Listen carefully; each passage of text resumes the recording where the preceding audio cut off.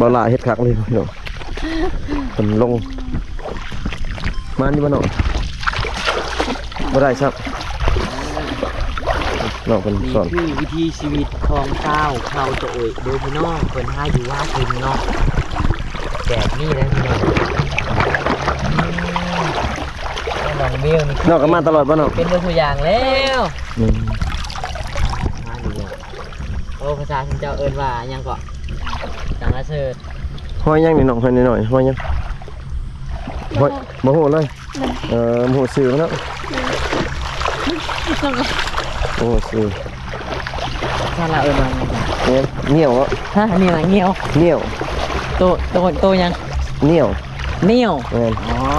ตัวเหนียวสังกะเสิร์ตแต่ภาษาน้องว่าสังกะเสิร์ต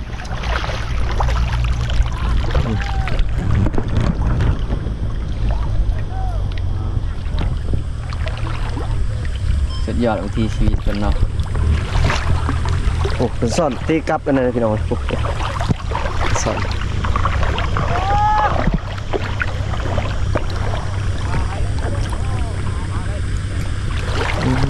ใช่เนาะโอ้นี่พี่น้องนี่ลายมันอยู่เนาะ อันนี้เพิ่นเป็นหยังน้องเลี้ยวเป็นหยังคือละน้องก็เพิ่นหาวิธีเพิ่นหาแบบนี้นะพี่น้อง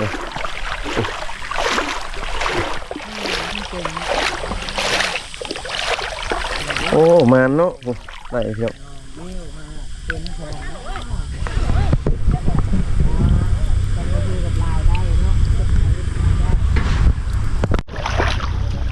นี่พี่น้องน้องเพิ่นสอนเงียบพี่น้องทำหาตลอดนี่น้องเนาะแม่นบ่เขามาสอนตลอดบ่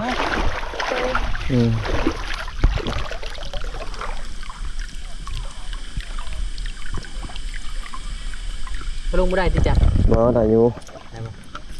พระเจ้าลงได้อยู่ขับเร็วพุ่น คือละน้องเนาะบ้านปะตุ้ยเนาะเมืองนอกแขวงสวรรณเขตเนาะ ได้อยู่บ้านน้องเบี้ยบ่ได้บ่หากระลงพี่น้องได้บ่ลายยัง ได้บ่น้องล่ะ ยังซ่อมต่อ เดี๋ยวอายเขาดูวิธีชีวิตน้องคนนี้เด้อ สอดกลับลังเลยเพิ่น เก่งให้อ้ามเข่าเก่งเนาะอ้ามเข่าก็เป็นตักน้ำก็เป็นแล้วนึ่งข้าวก็ได้แล้ว นั่นเขากิน